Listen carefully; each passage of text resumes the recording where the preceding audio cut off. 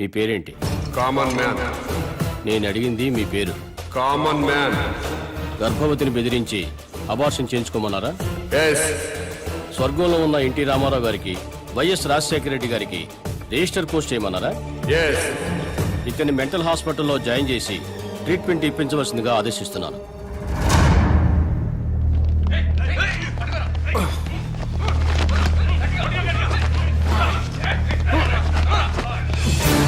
తీసుకురండి.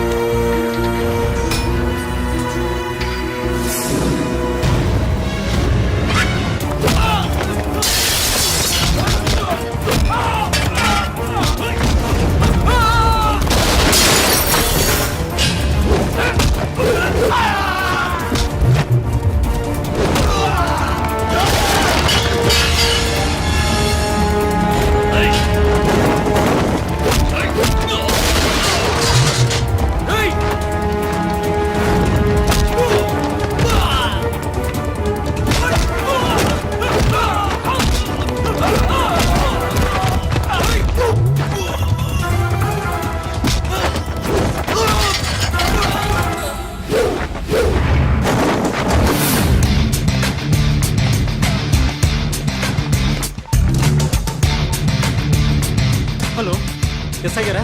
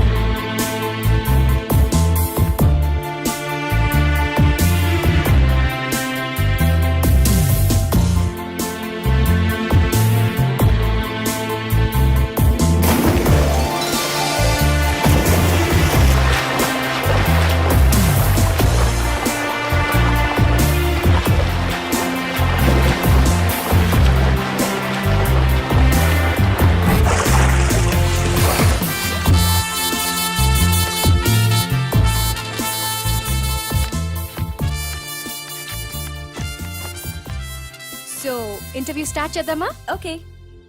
ఈ రాష్ట్రానికి మీ నాన్నగారు ముఖ్యమంత్రి, మీరు పాలిటిక్స్ లో పిహెచ్డి చేస్తున్నారు. మీకు కూడా రాజకీయాల్లోకి రావాలని ఆసక్తిగా ఉందా? No way. నాకు పాలిటిక్స్ లో 1% కూడా ఇంట్రెస్ట్ లేదు. లేనప్పుడు ఎంబీబీఎస్ ఇంజనీరింగ్ చదవకుండా పాలిటిక్స్ ఎందుకు చదువుతున్నారు? దేశంలో డజన్ల కొద్దీ చీఫ్ మినిస్టర్లున్నారు.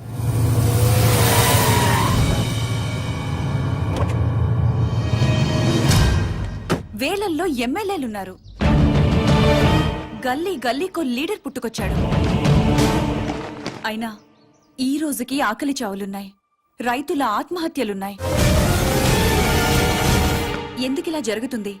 లోపం ఎక్కడుందని తెలుసుకోవటానికే నేను పాలిటిక్స్ చదువుతున్నాను.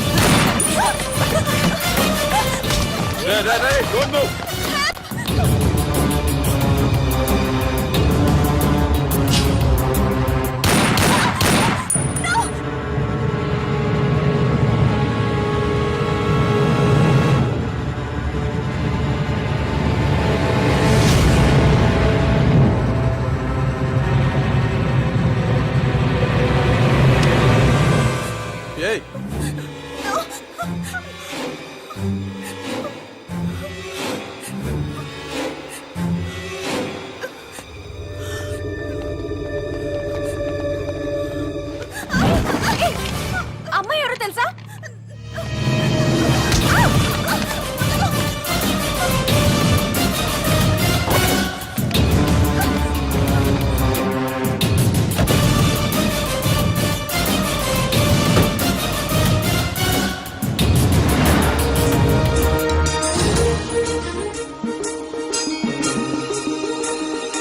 రాష్ట్రంలో పెను సంచలనం నమోదైంది. సాక్షాత్తు రాష్ట్ర ముఖ్యమంత్రి కుమార్తెని కిడ్నాప్ చేశారు.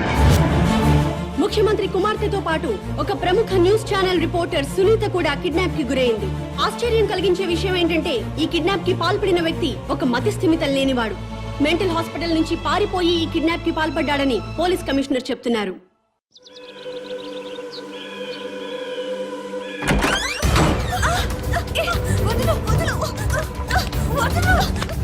ఎక్కడికి తీసుకెళ్తున్నావు?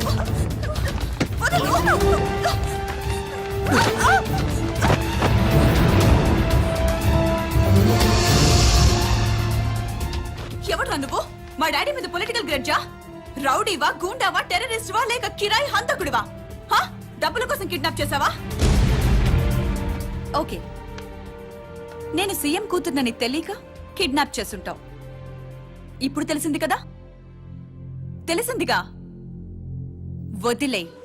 వదిలేస్తే క్షమించేస్తాను, లేదా మా డాడీకి చెప్పి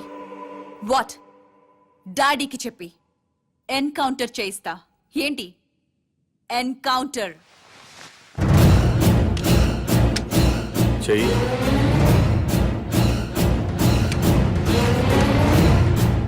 బాస్ ఎన్కౌంటర్ చేయమన్నారు, చెయ్యాలి కదా.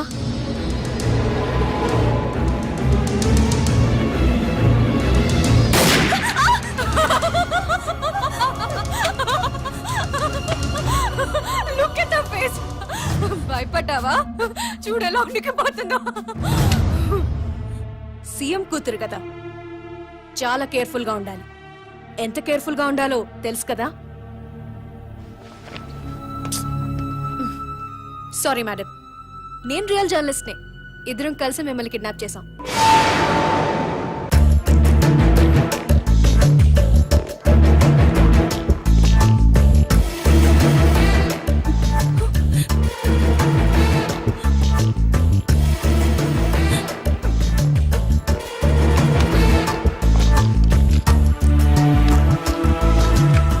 Best of luck. సార్, మీ అమ్మాయి కిడ్నాప్ కి కారణం ఏమై ఉంటుంది అనుకుంటున్నారు? అసలు ఈ సంఘటన ఊహించలేకపోతున్నాను. నాకు కానీ మా కుటుంబానికి కానీ ఎవరితోనూ వ్యక్తిగత కక్షలు లేనే లేవు. సార్, మీ అమ్మాయికి లవ్ అఫేర్ ఏమైనా ఉందా? ప్రేమ గీమ ఏమీ లేదు. రాజకీయ కక్షలుండే అవకాశం ఏమైనా ఉందంటారా? నాకు శత్రువులు ఎవరూ లేరు. దర్యాప్తు పూర్తయిన తర్వాత వివరాలు మీకు తెలియజేస్తాను.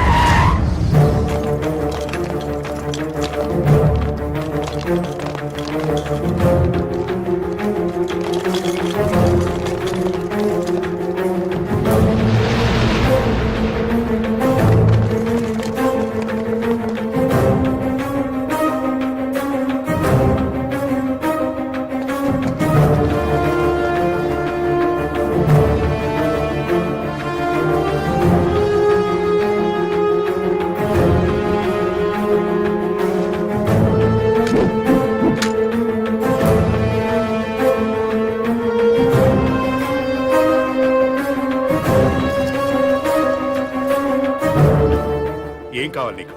ముఖ్యమంత్రితో మాట్లాడాలి.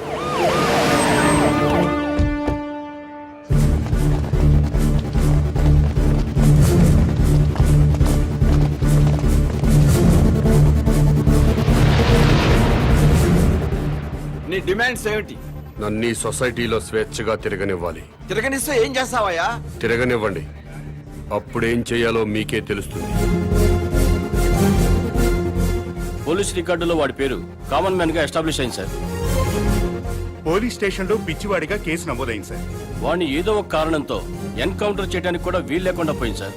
అతను కిడ్నాపరు, కిరాయి హంతకుడు అయ్యుంటే అమ్మాయి గారిని కిడ్నాప్ చేసిన తర్వాత మళ్ళీ మన ముందుకు రాడు సార్. వాడిని ఫ్రీగానే వదిలేద్దాం సార్. వాడిని సీక్రెట్ సర్వేలెన్స్ లో పెట్టి అమ్మాయి గారిని ఎక్కడ దాచిపెట్టాడో కనుక్కుందాం సార్. సరే, పోలీసుల్ని వెనక్కి పిలిపించండి.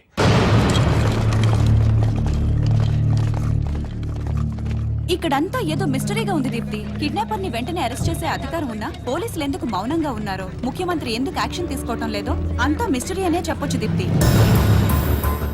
వాడు ఏ యాక్టివిటీ కోసం పబ్లిక్ లోకి వచ్చాడో సీక్రెట్ సర్వేలెన్స్ పెట్టండి. వాడిని ఫాలో అవ్వండి Sriram. Okay sir. Sir police రికార్డుల్లో మీకు మెంటల్ అని ఉంది, మరి చూడడానికి బాగానే ఉన్నారు. సీఎం గారి కూతురుతో పాటు జర్నలిస్ట్ ఎందుకు కిడ్నాప్ చేశారు? సునీత మీకు ముందే తెలుసా? ఇక్కడ ఏమైనా గుడి ఉందా? లేదండి, వైన్ షాప్ ఉంది.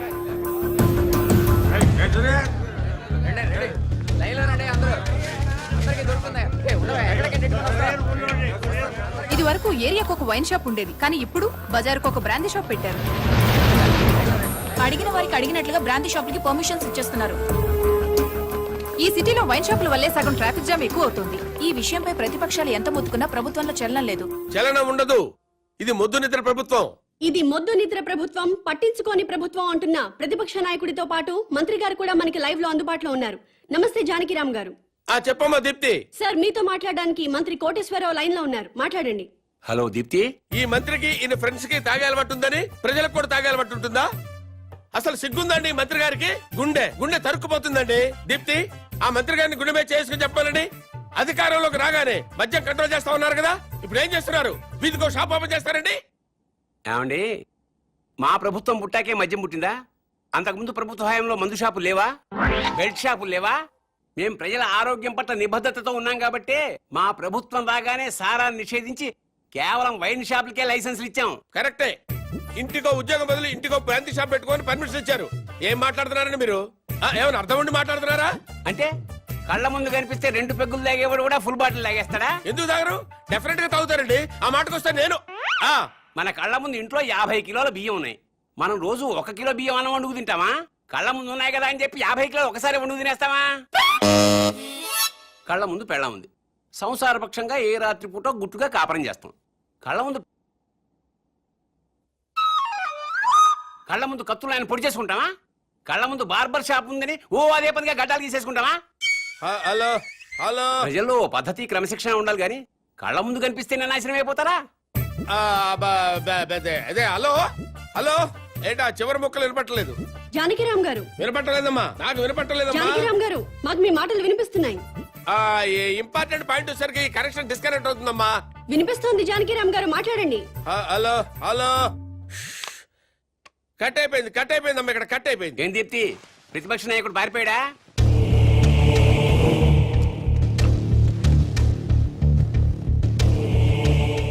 మీరు కామన్ మ్యాన్. నమస్కారం అండి. నమస్తే. నేను కొత్తగా వ్యాపారం స్టార్ట్ చేయబోతున్నాను. అవునా, చాలా సంతోషం అండి. Best of luck. మీరే వచ్చి రిబ్బన్ కట్ చేయాలి. నేనా? అవును.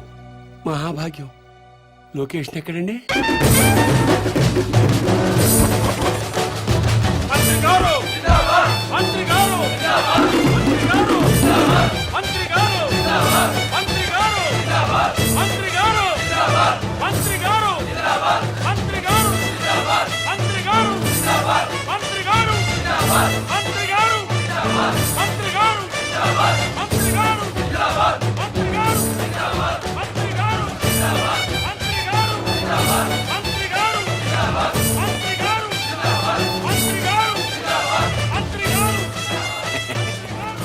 ముహూర్తం టైం అయిపోతుంది.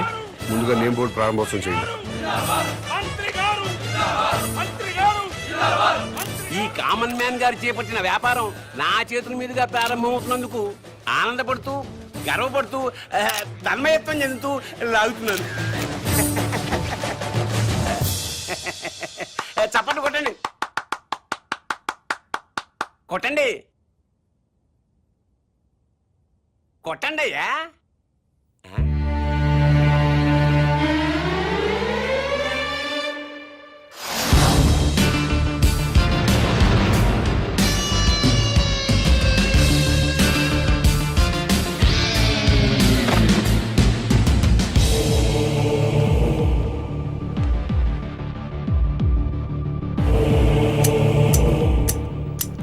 ఏంటి సార్ ఇది? కత్తెర ఇదిగా సార్ అది వ్యాపారం. ఇదేం వ్యాపారం సార్? రిబ్బన్ కట్ చేయండి, మీకే తెలుస్తుంది. రండి, ప్రారంభోత్సవానికి టైం అవుతుంది, రండి.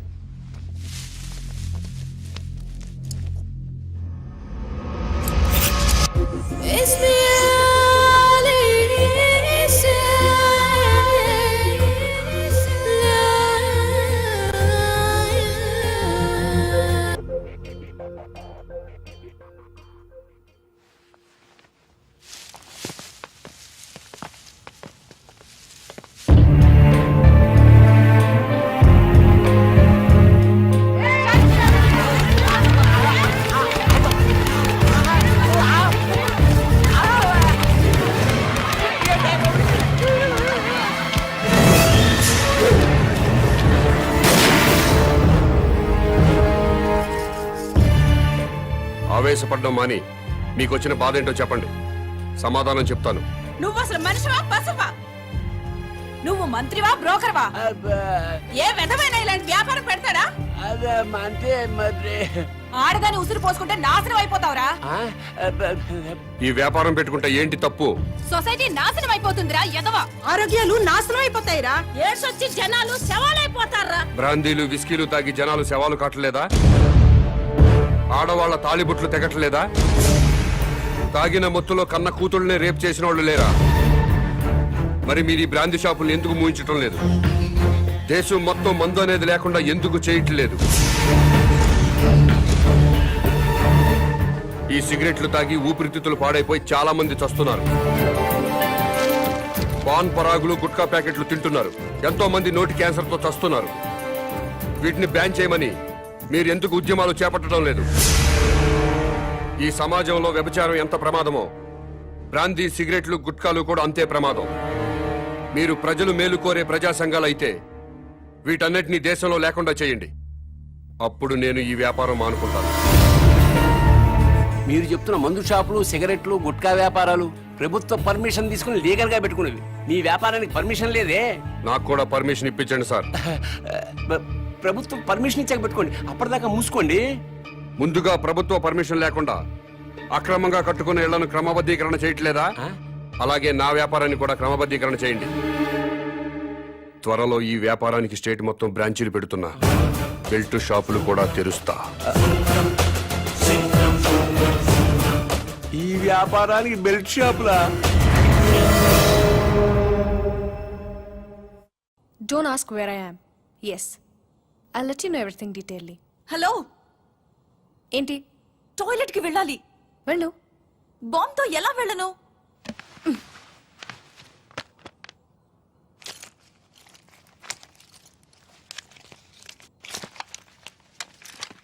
జాగ్రత్త, బీ కేర్ఫుల్.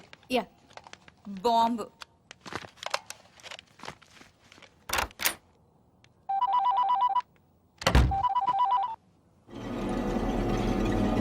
అవును. Very good. సరే, నేను ఇక్కడ ఉన్నట్టు నువ్వు ఎవరికి చెప్పక, అర్థమైందా?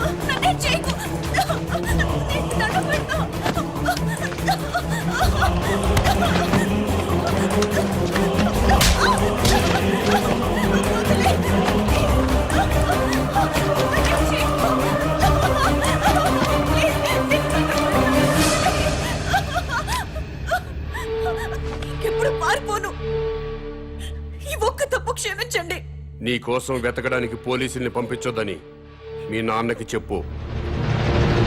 డాడీ ప్లీజ్ నా కోసం పోలీసుల్ని పంపించొద్దు, ప్లీజ్ పంపించొద్దు.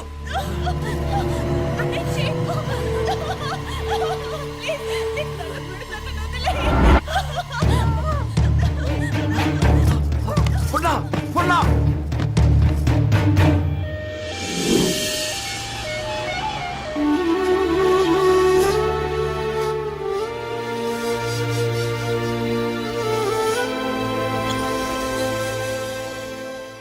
వాడి డిమాండ్స్ ఏమిటో తెలిసిన తర్వాత మూవ్ అవుదాం. అప్పటి వరకు అమ్మాయిని గురించి వెతకటం మానేయండి. అలాగే సార్. కూతురు కిడ్నాప్ అయిందన్న ఆందోళనతో సీఎం గారు అలా చెప్పుంటారు. కనీసం కామన్ మ్యాన్ అనేవాడు ఎవడో తెలుసుకోవటం మన డ్యూటీ. వాడిని ఫాలో అవ్వండియ్యా. ముఖ్యమంత్రి గారమ్మాయి కిడ్నాప్ ఉదంతం రాష్ట్ర రాజకీయాలని కుదిపేస్తోంది. కిడ్నాపర్ ని పట్టుకోలేకపోవడం సిగ్గుచేటని ప్రతిపక్షాలు దుమ్మెత్తిపోస్తున్నాయి. ఈ విషయం గురించి చర్చించడానికి మంత్రి లోకేశ్వరరావు, ప్రతిపక్ష నాయకుడు జానకిరాం లైవ్ లో సిద్ధంగా ఉన్నారు. మంత్రి గారు నమస్తే. నమస్తే. చెప్పు దీప్తి. ముఖ్యమంత్రి గారి కూతురి కిడ్నాప్ గురించి మీతో మాట్లాడడానికి ప్రతిపక్ష నాయకులు జానకిరాం ఫోన్ లైన్ లో సిద్ధంగా ఉన్నారు. ఏం మాట్లాడతాడంట? మాట్లాడమను. మానభంగం జరుగుతుంది ఒక ఆడ కూతురు కాదండి, ఒక రాష్ట్రానికి, ఒక ప్రభుత్వానికి, ఒక అసమర్థతకి. నీ బాధ చూస్తాంటే ఆ మానభంగం నీకు జరిగిందనుకుంటున్నా. రాష్ట్రంలో 1,00,000 మంది పోలీసులు ఉన్నారు, ఒక కిడ్నాపర్ ని పెట్టుకోలేరండి. మీరు ప్రభుత్వంలో ఉన్నప్పుడు కిడ్నాపులు జరగలేదా? మానభంగాలు జరగలేదా? భూకబ్జాలు జరగలేదా? వాళ్ళందరినీ పట్టుకున్నారా? చెప్పోయా. Hello hello. ఈ హలో హలో డ్రామాలు చాలా చూసాం గానీ పాయింట్ కి రా. హలో మైక్ మైక్ పని చేయటం లేదు. నీకేం పని చేయవని మాకు తెలుసు గానీ ఓ పని చెయ్యి. నిన్న ఒక వారం రోజులు ముఖ్యమంత్రిని చేస్తాం. కిడ్నాప్ అయిన ముఖ్యమంత్రి కూతురుని తీసుకొస్తావా? నువ్వు తీసుకొస్తే మేము రాజకీయ సన్యాసం చేస్తాం, లేకపోతే నువ్వు రాజకీయ సన్యాసం చేస్తావా? చెప్పు. చేస్తాను. నన్ను ముఖ్యమంత్రి చేయండి. నువ్వు కూడా సీఎం అయిపోదామనే ఏంటి? ఎలసలు గెలకుండానే 24 గంటల కల్లా గంటలో అమ్మాయి నేను ఇక్కడ తీసుకొస్తాను, లేకపోతే నా రాజకీయ జీవితానికి. కరెంట్ ఇప్పుడే పోవాలా? అమ్మ టైం అంటూ లేదురా, ఎప్పుడు తీసేస్తున్నారు. ఏ ప్రభుత్వం అయినా కావాలని పవర్ కట్ చేయదు బ్రదర్. రాష్ట్రంలో అందరి అవసరాలు తీర్చాలి కదా. పవర్ ఉన్నంతలో రైతులకు ఇవ్వాలి, ఇండస్ట్రీలకు ఇవ్వాలి, గ్రామాలకు అందించాలి. కాబట్టి కరెంటు పోయినప్పుడల్లా ప్రభుత్వాన్ని తిట్టుకోవడం కరెక్ట్ కాదు బ్రదర్. Good night.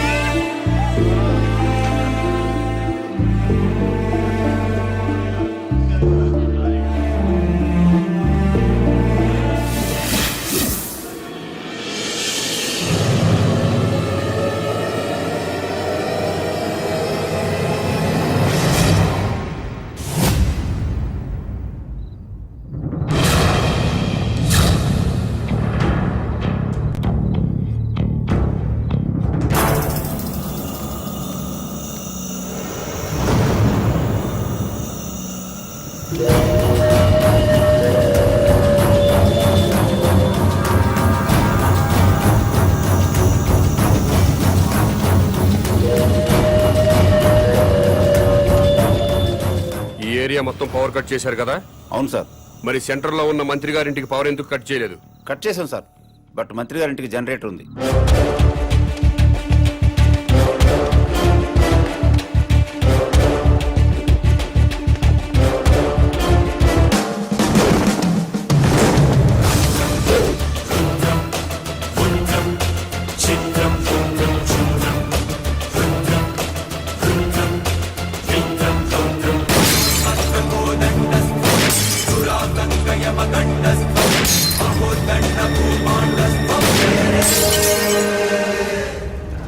ఏమైందయ్యా?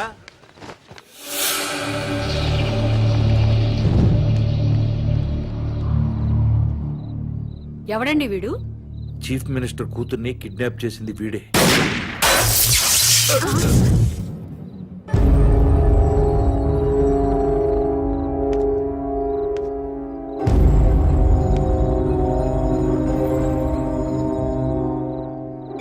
ఈ ఏరియాలో ఉన్న ప్రజలందరి ఇళ్లలో కరెంటు పోయింది. మంత్రివి, మీ ఇంట్లో మాత్రం కరెంటు ఉండటంలో అర్థం ఏంటి? ఈ 2 గంటలు ప్రజలు కరెంటు లేక అవస్థలు పడుతున్నప్పుడు మంత్రివి మీ ఇంట్లో మాత్రం పవర్ కట్ లేకుండా ఎంజాయ్ చేయడం న్యాయమేనా? మా ఇంటికి అక్రమ కనెక్షన్ ఇవ్వలేదు. జనరేటర్ అధికారులే పెట్టారు. మంత్రివి, మీ ఇంట్లో జనరేటర్ పెట్టినప్పుడు నిన్ను ఎమ్మెల్యేగా గెలిపించిన ప్రజల ఇళ్లలో ఎందుకు జనరేటర్స్ పెట్టలేదు? ఏ మీరు ప్రజల కంటే గొప్పవాళ్ళా? మీరు ఎప్పుడు పడితే అప్పుడు కరెంటు కట్ చేసినా ప్రజలు ప్రభుత్వానికి సహకరిస్తున్నారు. కరెంటు పోయి మళ్ళీ వచ్చేదాకా చెమటలు కక్కుకుంటూ అవస్థలు పడుతున్నారు. మరి మీరెందుకు కరెంటు పోయినప్పుడు ప్రజల్లాగా అవస్థలు పట్టలేదు? ప్రజలకి పవర్ కట్ చేస్తూ మీ నాయకులు మాత్రం జనరేటర్స్ తో, ఏసీలు, ఫ్రిడ్జ్లతో ఎంజాయ్ చేయడం తప్పా కాదా? ఎస్, తప్పే.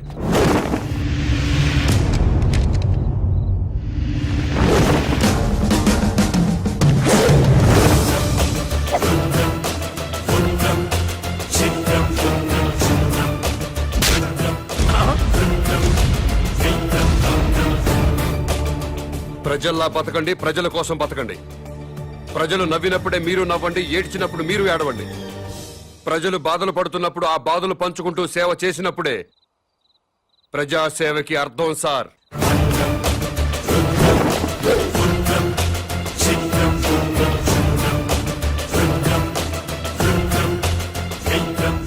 నా మాట విన్నారా?